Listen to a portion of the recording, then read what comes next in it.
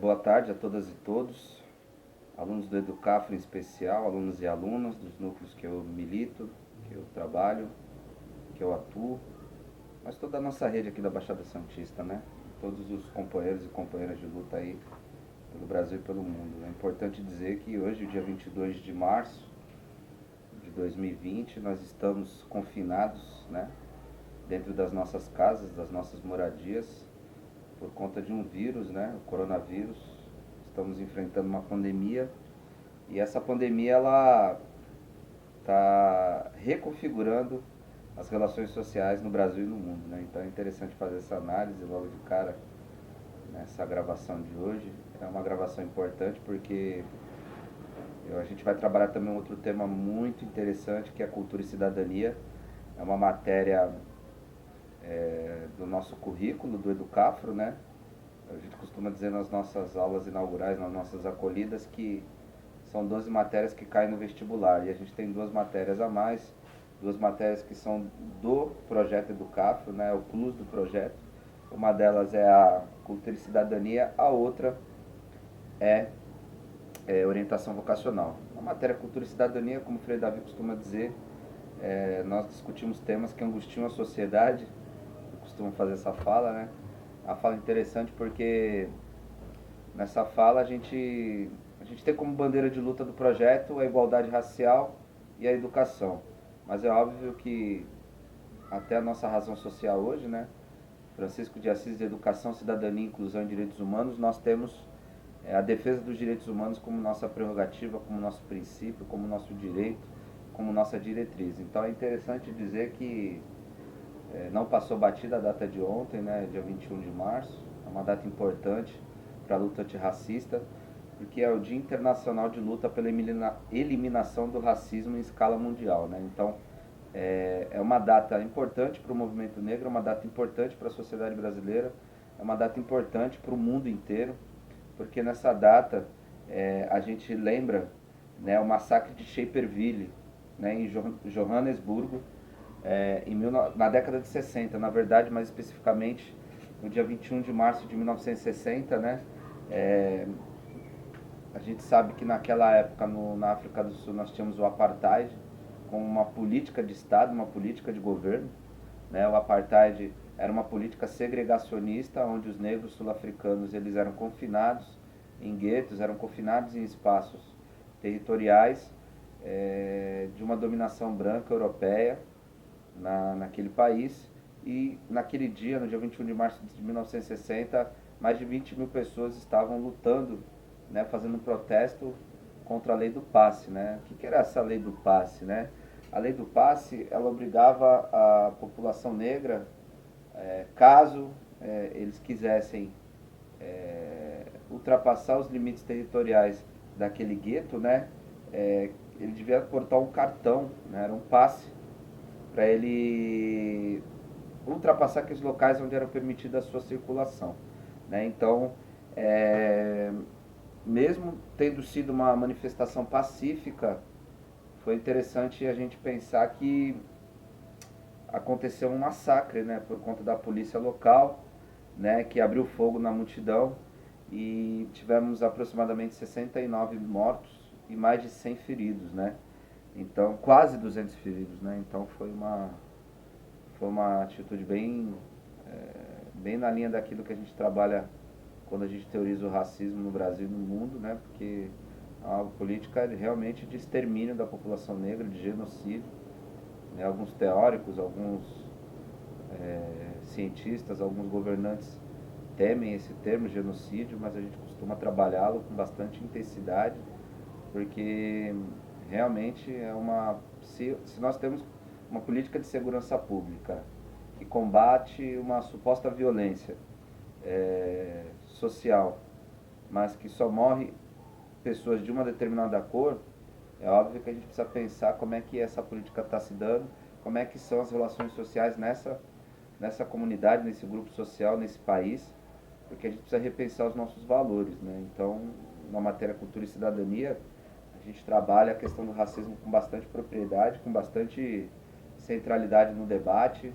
A gente traz muitas visões diferentes dessa discussão, porque são importantes essas visões, né, no que se refere à agência e estrutura, né, conceitos das ciências sociais, no que se refere ao olhar periférico, né, então militantes, cientistas das periferias, todas essas pessoas elas trazem algum tipo de contribuição para o debate, porque para nós, né, que trabalhamos essa matéria dentro do nosso projeto, a gente não quer simplesmente que um negro ou um pobre consiga uma bolsa de estudos ou consiga uma vaga numa universidade pública e vá, né, para os bancos acadêmicos de nível superior para depois se formar um cientista naquela área e pronto.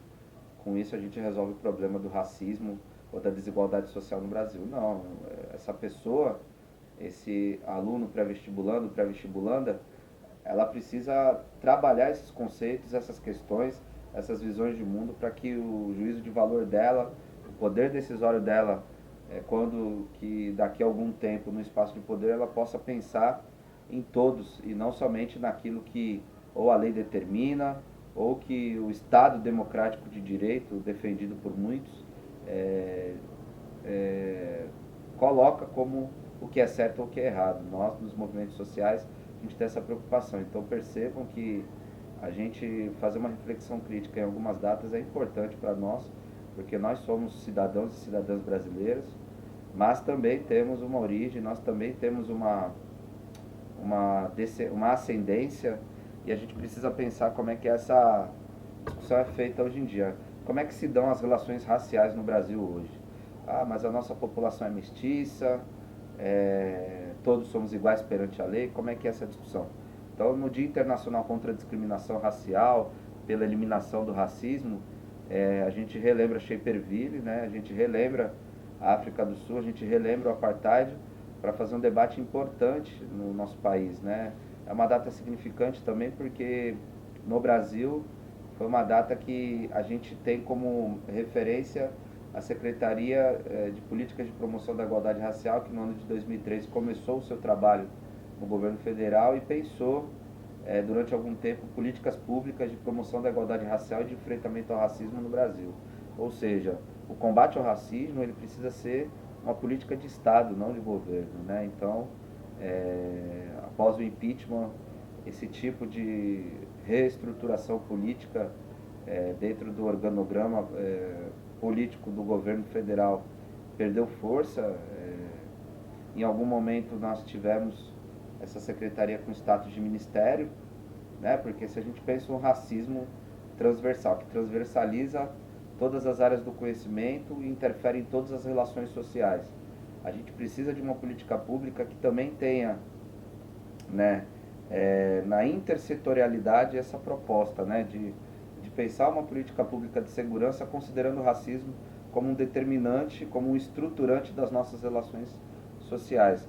A gente tem uma política de saúde que considere o racismo como determinante, estruturante das relações sociais. Então, durante algum tempo o governo federal teve essa preocupação, porém agora a gente, né, temos um retrocesso muito veemente dos direitos sociais, dos acessos aos direitos sociais e das políticas públicas de inclusão social, né? Mas a gente continua aqui trabalhando, a gente continua fazendo esse debate, a gente continua levando para o aluno negro e para o aluno pobre essa perspectiva de mundo para que, de fato, essa igualdade perante a lei seja uma igualdade na lei.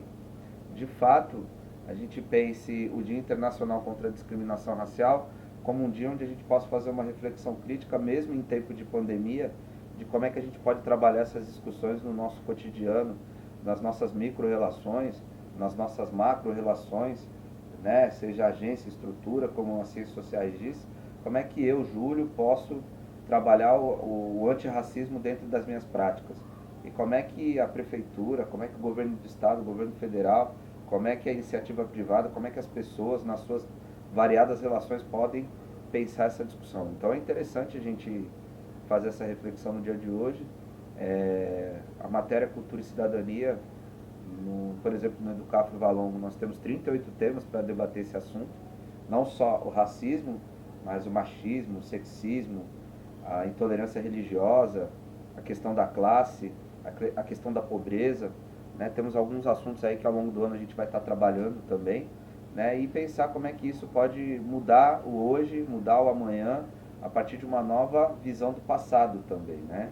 Então são algumas premissas que a gente vai estar trabalhando aqui nessa matéria, e em tempos de pandemia a gente vai trazer algumas reflexões é, virtuais, até que nós voltemos com as aulas, mas de algum modo trazer as reflexões virtuais também é interessante, porque a gente alcança outras pessoas que já confiam no nosso trabalho, que já estão aí fazendo uma ponte com a gente, trocando figurinha, trocando ideia, aceitando nossos convites para vir palestrar, para dar uma aula, trazer o seu conteúdo para que nosso aluno possa ter o máximo de visões possíveis sobre essa suposta democracia, esse suposto Estado democrático de direito, que não cumpre a sua função social.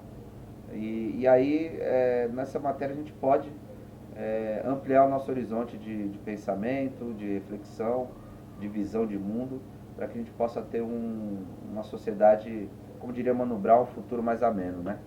Bom, no que se refere ao racismo, eu acho que algumas coisas precisam ser feitas em nível de consideração inicial, de considerações iniciais, né? É importante dizer que o racismo, para nós, fazemos esse debate dentro do Educafro, é um estruturante das relações sociais. O racismo é um problema, é um marcador social da diferença, que traz para a gente uma informação muito importante na hora que a gente for pensar o direito como uma prerrogativa do cidadão, da cidadã, como uma obrigação do Estado em garantir o direito das pessoas, assim como pobreza, como classe, como gênero, né, como orientação sexual, né, como a garantia dos direitos humanos, né? Então, o racismo ele vem com essa proposta. Ele é discutido dentro do Educafro com essa proposta, né? Então, num Dia Internacional contra a Discriminação Racial, a gente precisa repensar como é que o racismo está posto na sociedade, como é que todos nós aí, de onde nós falamos, de onde nós somos, dos nossos lugares de origem, de fala e de ser estar, a gente está trabalhando essa questão, porque, como já foi dito, numa sociedade mestiça, a igualdade é uma prerrogativa também, mas até onde nós somos iguais, considerando a cor da pele, até onde nós somos diferentes, e essas diferenças também elas trabalham para produzir algum tipo de desigualdade. Então a gente precisa pensar o racismo como um determinante das relações sociais, assim como outros marcadores sociais da diferença, né? Outro termo das ciências sociais, da ciência social, para que a gente possa fazer uma discussão importante. Porque o negro rico, o negro cristão, o negro evangélico, o negro LGBT, como é que a negra LGBT, a negra rica, como é que essas pessoas podem e devem entender essas relações no que se refere às relações pessoais, interpessoais, estruturais e institucionais, né? Então, é uma primeira discussão, é uma primeira proposta, né? Não deixar passar esse dia. Nos núcleos onde a gente trabalha a cultura e cidadania, a gente faz esse debate com um pouquinho mais de aprofundamento e propriedade, mas que todos nós, a partir dessa reflexão, entendamos que todos nós, alunas e alunos, que não é só passar no vestibular, galera. É também fazer um debate importante sobre essas discussões para que a gente possa ser um universitário no nível de conseguir captar o máximo de informações para que sejamos cientistas, em qual ciência cada um de vocês escolherem, um cientista diferenciado, um cientista mais apto, mais apropriado dessas informações para poder ser um profissional diferenciado, um profissional que contribua para o desenvolvimento da sociedade brasileira, né? Então a gente precisa pensar como é que a gente faz essa relação do racismo com o capitalismo também, né? Como a gente faz essa relação do racismo com a questão de gênero, e isso são coisas que a gente vai trabalhar ao longo do ano. Alguns gatilhos que eu coloco aqui, é óbvio que alguns convidados e algumas convidadas nossas trarão outras reflexões pessoalmente, presencialmente ou até virtualmente, mas em tempos de pandemia é importante a gente não deixar a data passar em branco, literalmente, e também fazer uma observação e um posicionamento, né? Nós que estamos aqui fazendo essa live, ou essa gravação, melhor dizendo, a gente está preocupado com que essa data seja lembrada, mesmo com a pandemia, ou o confinamento, ou a quarentena durando 30 dias, 20 dias. No dia seguinte, ao dia 21 de março de 2020, nós estamos aqui fazendo essa observação para que vocês possam também fazer algum tipo de reflexão, deixar os comentários aí no vídeo, entrar em contato com a gente. Os nossos grupos de cultura e cidadania convidam ativistas de direitos humanos, militantes dos movimentos sociais, nesse caso do movimento negro, para fazer esse debate na sociedade, para fazer esse debate dentro dos núcleos, nos territórios que circundam o núcleo, porque nós também temos a nossa função social dentro dos espaços que a gente ocupa. Então é interessante nesse pequeno vídeo, nessa pequena lembrança aí, nessa pequena referência, a gente falar do Dia Internacional da Luta contra o Racismo, pela eliminação do racismo e contra a discriminação racial. Vocês vão encontrar de várias formas diferentes essa data na internet. E não por acaso eu estou aqui com a camisa do Steve Bantu Biko, né? Uma referência política nossa, um ativista sul-africano que lutou contra o apartheid, contra o racismo, né? E que infelizmente não está mais entre nós, mas é uma referência nossa, né? Então, muito obrigado aí por estarem acompanhando a gente nas redes. Dizer que a gente em tempo de pandemia vai estar procurando gravar algumas coisas. Hoje eu já pretendo fazer uma gravação sobre gramática e outra sobre redação para os núcleos que eu dou aula, e também vou subir aí no YouTube, Júlio Tumbiaré. Procurem disseminar essa página aí do YouTube para os seus colegas de curso e para os meus amigos em geral também. Fiquem à vontade para fazer seus comentários. A gente vai voltar para aprofundar mais essas discussões, mas eu só queria fazer essa referência ao dia 21 de março. Né? Hoje, na verdade, 60 anos depois, a gente está aqui falando dessa data importante. Né? Os nossos mortos têm voz. É uma frase muito forte que as companheiras da Mãe de Maio trazem o tempo todo a nossa lembrança, para que a gente nunca esqueça disso, e que nós somos cidadãs e cidadãos brasileiros também. Nós temos o direito de igualdade racial em todos os sentidos, em todos os níveis, em todos os aspectos, e que as pessoas, os espaços de poder entendam isso. Tá bom, galera? 17 minutos aí de vídeo para a gente fazer essa referência ao dia 21 de março, e daqui a pouco tem mais. Valeu, um abraço, um beijo no coração de todos e todas. Fiquem em casa, porém sejam solidários às pessoas em situação de rua ao redor de onde vocês moram também. Beleza, galera? Fiquem em casa. Valeu.